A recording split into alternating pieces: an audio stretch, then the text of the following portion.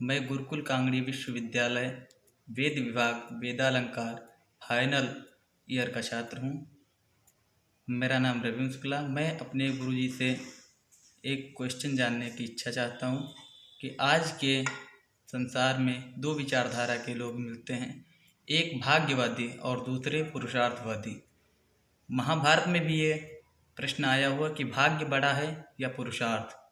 तो मैं जानना चाहता हूँ कि वेद की दृष्टिकोण से क्या सही है, भाग्य या पुरुषार्थ। थ्री। हमारे विद्यार्थी ने रविंद्र शुक्ला ने बहुत ही बढ़िया प्रश्न उठाया है और इसका उत्तर जानने की कोशिश की है। 5000 वर्ष पूर्व महर्षि वेद व्यास से भी ये प्रश्न किया गया था। वहाँ पर प्रश्न किया गया है, दैवे पुरुषकारे च किंस्विद श्रेष्ठतरम भवेत्, अर्थात भाग्य और पुरुषार्थ में कौन बड़ा है, भाग्य बड़ा है या पुरुषार्थ बड़ा है। इसका उत्तर उस समय भीष्म पितामह के मुख से वेद व्यास ने देते हुए कहा है कि जैसे बीज के बिना कुछ पैदा नहीं होता, बीज के बिना फल भी नहीं लगता, बीज से बीज प्रकट होता है और बीज से ही फल की उत्पत्ति मानी जाती है। किसान खेत में जाकर जैसा बीज बोता है उसी के अनुसार उसको फल की प्राप्ति होती है।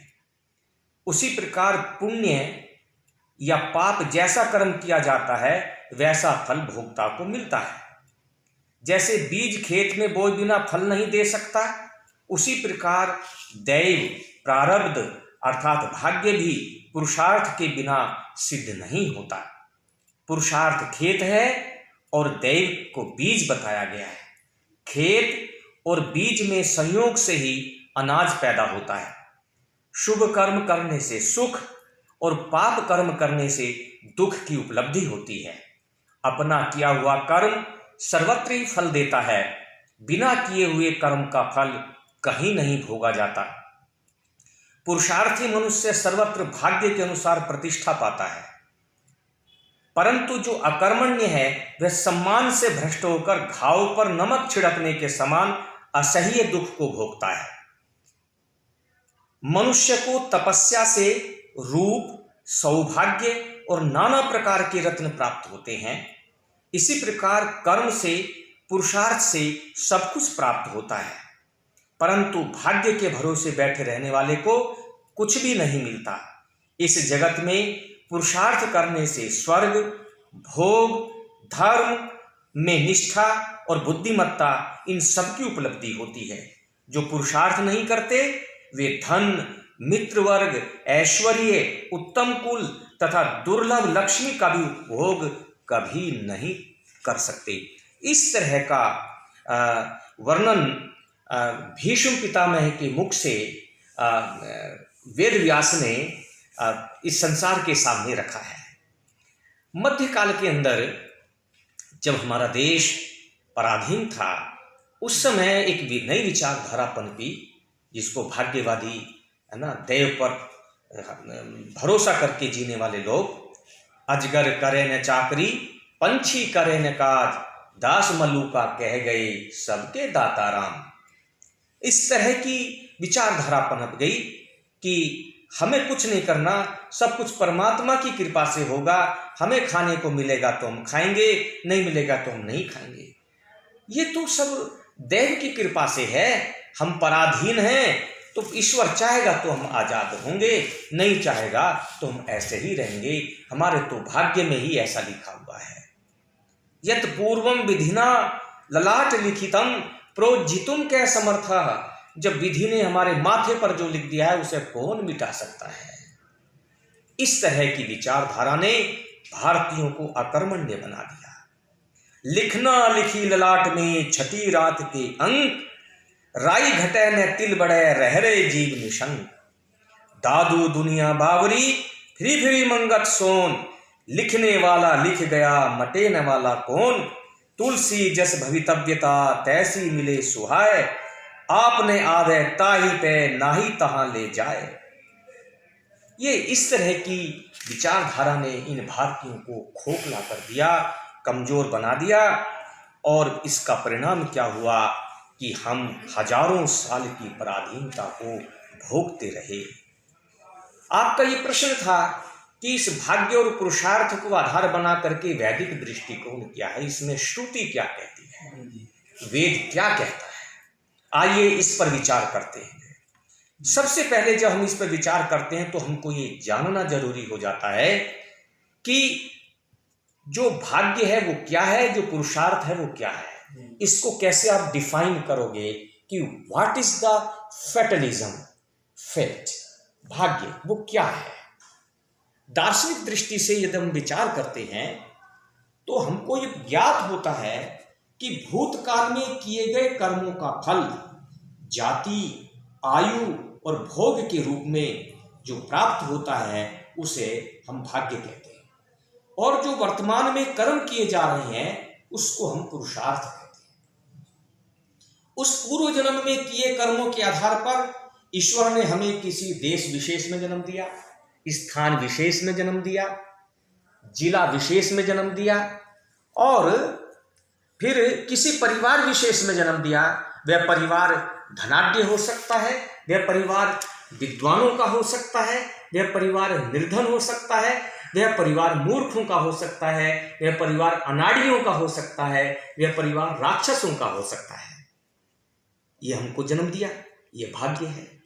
मां के पेट में बने शरीर, इंद्रियों के गोलक, इनके आधार पर पूर्व जन्मों के कर्मों के संस्कारों के आधार पर जो जो कार्य करने का सामर्थ्य है, जो बल है, जो साधन है, वो सब हमको प्राप्त होते हैं और वे भी भाग्य के अंतर्गत आते हैं। भाग्य का वैदिक आर्ष दार्शनिक दृष्टि से यही स्वरूप है। किंतु आज के संसार में कुछ ऐसे व्यक्ति हैं जो ये मानते हैं कि इस जन्म में वही मिलता है जो पिछले जन्मों में किया था, तथा कुछ ऐसा मानते हैं कि इस जन्म में वही मिलता है जो इस जन्म में नहीं किया जाता। वस्तुतः ये दोनों ही मान्यताएं मिथ्या हैं।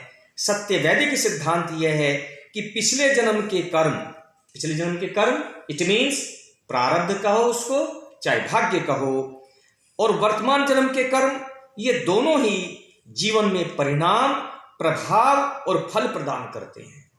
भाग्य और पुरुषार्थ दोनों ही कार्य की सफलता के कारण है, कोई अकेला नहीं है। जो ये भाग्य शुभाशुभ कर्मों से बनता है और वही पुरुषार्थ सिद्धि में प्रतिबंधक अथवा सहयोगी होकर सफलता तथा असफलता प्रदान करता है। मनुष्य को छोड़कर शेष प्राणियों में केवल पुरुषार्थ की अथक लगन देखी जाती है। आपने चींटियों को देखा होगा। चींटियां निरंतर अपने बिलों में से मिट्टी के छोटे छोटे कण उठा करके बाहर फेंकती रहती है। दीमक बार बार अपनी बाल्मीकियों को उठाता रहता है। अरे बड़ा पराक्रमी हाथी को देखो, वनराज को देखो, गजराज को देखो, वह भी अपनी भूख मिटाने के लिए प्रकृति प्रदत्त पुरुषार्थ करता है। परंतु मनुष्य कदाचित, क्वचित, कथनचित फलने वाले भाग्यवान, नियतिवाद, फेटलिज्म को देखकर अपनी अकर्मण्यता से दैवशर्मी होने की अभिलाषा करने लगता है। वैदिक चिंतन के अनुसार पुरुषार्थी के हाथों में पथ रेखाएं अंकुरित होती हैं और भाग्यवादी चक्रवर्ती चिन्ह संशय और प्रतीक्षा के वातावरण में धूमिल हो जाते हैं। एक निर्माता है तो दूसरा भोक्ता है, एक स्व उपजीवी है, दूसरा परोपजीवी है, एक आश्रयदाता है, दूसरा आश्रयापेक्षी है। मानव अपना निर्माता स्वयं बने, इसके लिए पुरुषार्थ परायणता अत्यंत आवश्यक है।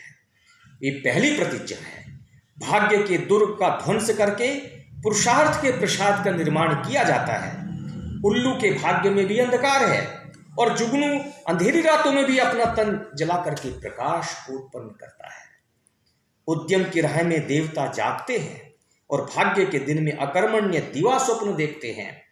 वेद का संदेश है कि तुम वीर बनो, तुम पुरुषार्थी बनो, तुम कर्मण्य बनो, तुम ओजस्वी बनो, तुम निर्भय बनो, तुम आशावादी बनो, तुम अत्याचार को न सहो, पिशाचों को कुचल डालो।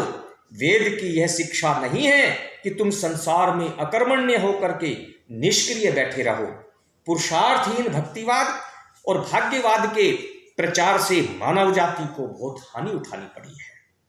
वेद में स्पष्ट कहा है, ये ऋग्वेद में भी कहा है और सामवेद में भी कहा है, यो जागार तम ऋचय कामयन्ते, यो जागार तम सामान्यन्ति, यो जागार तम अयम सोम आह तब अहमस्मि सख्य न्योका।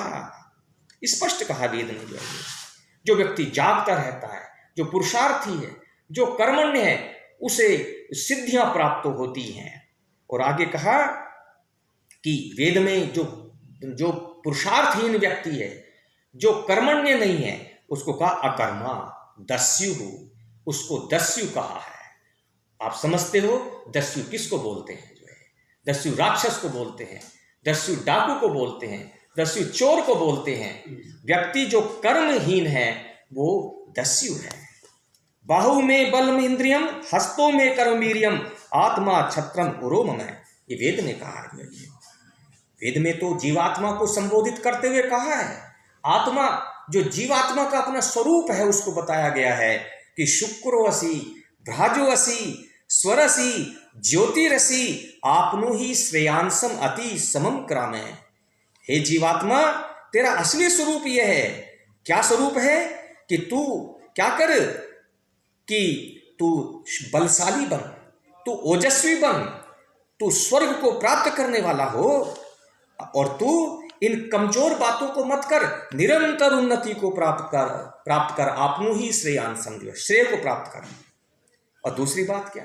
वेद ने दूसरी एक बहुत महत्वपूर्ण बात कही है, ये अथर्ववेद के अंतर्गत आता है कि परमात्मा ने देह और उसके अवयव कर्म करने के लिए दिए हैं।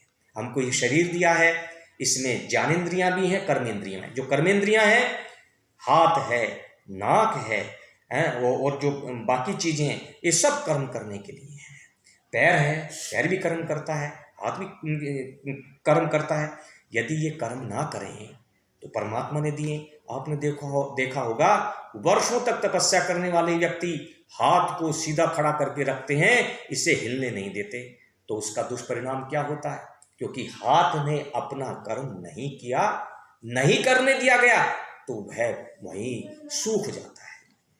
तो वेद ने हमको शरीर दिया है, ये अंग दिए हैं, तो ये कर्म मार्ग के लिए दिए हैं। इससे ये सिद्ध होता है कि कर्म मार्ग अभीष्ट है, कर्म त्याग नहीं। यदि परमात्मा को कर्म त्याग ही अभीष्ट होता तो वह हमें देह के भिन्न भिन्न अवयव न देता। जिस मनुष्य के शरीर और शरीर के अवयवों में काम करने की शक्ति तो है, परंतु आलस्य के वशीभूत होकर के, भाग्य के अधीन होकर के, फैटलिज्म के अधीन होकर के हम काम नहीं करते, तो वह अपने हाथ पैर आदि अवयवों को निकम्मा बना देता है। कालांतर में उसके हस्तपाद आदि अवयव उसे यथेच्छ काम न दे सकेंगे, मानो कि उसके हाथ पैर ही टूट गए हैं, वह अपने हाथ पैर से मुक्ति पा गया है। इसलिए अथर्ववेद का ऋषि कहता है, यश चकार न शशाक कर्तुम शस्त्रे पादमंगुरीम चकार भद्रम अस्मभ्यम आत्मने तपनम तुसह। अर्थात जिसने कर्म किए नहीं परंतु जो कर्म करने की शक्ति रखता था, उसने अपने पैरों की अंगुलियों को तोड़ लिया है। हमारे लिए और अपने लिए भद्र कार्य जिसने किए हैं, वह तो सूर्य के समान है, जैसे सूर्य चमकता रहता है। इसलिए जो कर्मण्य, जो कर्मशीली व्यक्ति है, वह कुर्मण्ये वेहे कर्माणि जिजीविषेत् शतं समः। वेद ने कहा है कि कर्म करते हुए ही संसार में हमको जो है कम से कम अधिक से अधिक आयु को भोगना है। शायद हमको 100 साल कम से कम कर्म करते हुए, निष्क्रिय होकर के, निकम्मा होकर के हमें संसार में नहीं रहना चाहिए।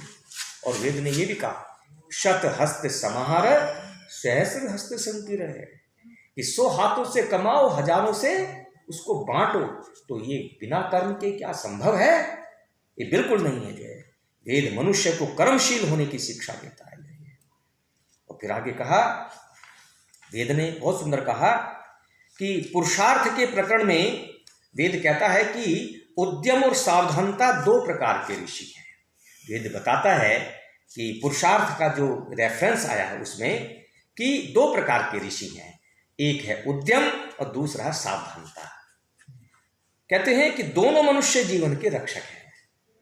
ऋषि बोध प्रतिबोधौ अस्वप्नो यस्य जागृभिः तौ ते प्राणस्य गोप्तारौ दिवा नक्तम न जागृता। कि मन की तीन अवस्थाएं होती हैं, एक है जागृत, दूसरी है स्वप्न, तीसरी है सुषुप्ति। जागृत अवस्था सावधानता की सूचक है कि हम अलर्ट रहें, हम सावधान रहें। और स्वप्न में बाह्य इंद्रियां तो कार्य नहीं करती, परंतु मन चंचल रहता है, क्योंकि मन उभय इंद्रिय है। मन ज्ञानेंद्रियों के साथ भी रहता है और कर्मेंद्रियों के साथ भी रहता है, जिससे सोया हुआ मनुष्य स्वप्नों को देखता रहता है। यह अवस्था आलस्यमयी कही जा सकती है, आलस्य की अवस्था है। जागते हुए जिस प्रकार आलसी मनुष्य बाह्य इंद्रियों को कर्तव्यों से शून्य किए रखता है और मानसिक पुलाव पकाया करता है शेख चिल्ली की तरह, इसी प्रकार स्वप्नावस्था में भी मनुष्य बाह्य इंद्रियां अपने अपने कामों से पृथक रहती हैं। उस समय केवल मन ही सक्रिय रहता है। अतः मंत्र में अस्वप्न शब्द से उद्यम और जागृति शब्द से सावधानता का अर्थ लिया है। और सुसुप्ति में मन भी निष्क्रिय तथा शांत हो जाता है, तो उद्यम और सावधानता के बिना जीवन नहीं है। उद्यम के साथ में सावधानता भी होनी जरूरी है। उद्यमी जीव कर्तव्य योग के पथ पर पुरुषार्थ के मार्ग पर चल सकता है और सावधानता का दीपक हाथ में लिए मार्ग की ठोकरों से अपने आप को बचा सकता है। वेद कहता है, मनुष्य जाग, उठ, सोया मत पड़ा रहे। इच्छन्ति देवहा सुनवंतम न स्वप्नाय स्पृहन्ति यन्ति प्रमाद मतंत्रा। ये वेद में कहा कि तू शुभ का कर्मों के लिए उठ। कृतम में दक्षिणे हस्ते जयो में सभ्य आहिता गोजित भूयासमस्वजित धनंजयो हिरण्यजित। मैं हाथ पर हाथ धरकर बैठने वाला नहीं हूं। मेरे दाहिने हाथ में कर्म है और बाएं हाथ में विजय है। इस कर्म अर्थात पुरुषार्थ रूपी जादू की छड़ी हाथ में लेते ही गऊ, घोड़े, धन धान्य, सोना चांदी जो चाहूंगा सो मेरे आगे हाथ बांध कर खड़ा हो जाएगा। ये पुरुषार्थ का उपदेश वेद ने किया है। अयम में हस्तो भगवान, अयम में भगवत तरह। ये मेरा हाथ भगवान है और मेरा बायां हाथ उससे भी बढ़ करके है। ये वेद ने कहा, ये पुरुषार्थ की बात है। और एक जगह वेद ने कहा, अतप्त तनुर्न तदानो सुनते। जो व्यक्ति कठोर तप नहीं करता, परिश्रम नहीं करता, वह सिद्धि को प्राप्त नहीं कर सकता है। और ऐत्रेय ब्राह्मण ने तो यहां तक कहा है कि एक कलयुग है, एक द्वापर है, एक त्रेता है। चरीवेति चरैवेति, उसमें उपदेश दिया है। ऐत्रेय ऋषि कहते हैं, कलिहि शयानो भवति संजिहानस्तु द्वापरः उत्तिष्ठस्त्रेता भवति कृत संपद्यते चरण चरण वै मधु विंदति चरण वै मधु विंदति। सूर्य चलता रहता है। हम कहते हैं सूर्य छिप गया, छिपा नहीं। ये तो साइंटिफिक दृष्टि से आप देखें, सूर्य कभी छिपता नहीं है, दूसरे पार्ट में निकल जाता है। जैसे सूर्य चलता रहता है, इसी तरह से हमको भी अपने जीवन में पुरुषार्थ करते रहना है। यदि हम सो गए तो समझो हम कलयुग हैं। कलिहि शयानो होती संजिहानस्तु द्वापर। और जब हम जाग गए तो हम समझो द्वापर में जी रहे हैं। और उत्तिष्ठस्त्रेता भवति, हम चलने के लिए जब खड़े हो गए तो क्या बन गए हम? त्रेता में जी रहे हैं। और जब हम चल पड़े कृत युग हो गया, सतयुग हो गया। कृत संपद्यते चरण चरण वै मधु विंदति। ये ऐत्रेय ऋषि इस बात को बताता है। तो वेद में पुरुषार्थ की महिमा का बखान किया है। मनुष्य के शरीर और उसके अंगों से वेद के ऋषि ने हमको शिक्षा दी है। और उद्यम और सावधानता दो प्रकार के ऋषि बताए सफलता के लिए। परिश्रम तो हमने किया, परंतु सावधानी पूर्वक हमने परिश्रम नहीं किया, इसलिए हम असफल हो गए। तो वहाँ पर भाग्य जो है तभी काम देता है जब इस जन्म का भी पुरुषार्थ जो है वो साथ चलता है। किसी का पिछले जन्म के कर्म प्रबल होते हैं, किसी के इस जन्म के कर्म प्रबल होते हैं, तो वो थोड़ी सी मेहनत करके पिछले के आधार पर प्राप्त करता है, परंतु उसे भाग्यवाद हम नहीं कह सकते। भाग्य पुरुषार्थ, ये सब एक दूसरे के ऊपर टिके हुए हैं। एक के बिना दूसरी की सत्ता नहीं हो सकती। ये कुछ विचार मैंने आपके समक्ष रखे हैं और इस बात को योग वशिष्ठ ने भी स्पष्ट किया है। योग वशिष्ठ एक बहुत महत्वपूर्ण ग्रंथ है, वहां पर भी ये मंद बुद्धि लोगों की कल्पना बताया गया। योग वासिष्ठ में भाग्यवाद को मंद बुद्धि लोगों की कल्पना है, जो छोटी बुद्धि के लोग हैं उनकी कल्पना ये बताया गया है। इसलिए आपका ये प्रश्न था कि भाग्य बड़ा है या पुरुषार्थ बड़ा है। देखिए, पुरुषार्थ ही बड़ा है। यही पुरुषार्थ अगले जन्म में भाग्य बन जाता है, और कोई रूप भाग्य का नहीं है। इस जन्म का पुरुषार्थ अगले जन्म में भाग्य के दैव के नाम से कहा जाता है। इसलिए हमको पुरुषार्थी होना चाहिए, और पुरुषार्थी हम रहेंगे तभी हम जीवन में कुछ कर पाएंगे। तो दैवे पुरुष कार्य च किंचित श्रेष्ठतरम भवेत्, तो पुरुषार्थ की ही श्रेष्ठता बताई गई है और एक दूसरे के ऊपर टिके हुए हैं। हमारा देश पुरुषार्थी बने, नाना प्रकार की समस्याओं से घिरा हुआ है। भगवान हमको इतनी सद्बुद्धि दे, इतनी शक्ति हमको दे, इतना पराक्रम हमको दे कि हम नाना प्रकार की आलस्य को दूर कर सकें, अपने को अच्छा बनाएं, समाज को अच्छा बनाएं, देश को अच्छा बनाएं। इतना ही कहकर के वाणी को विराम देता हूँ।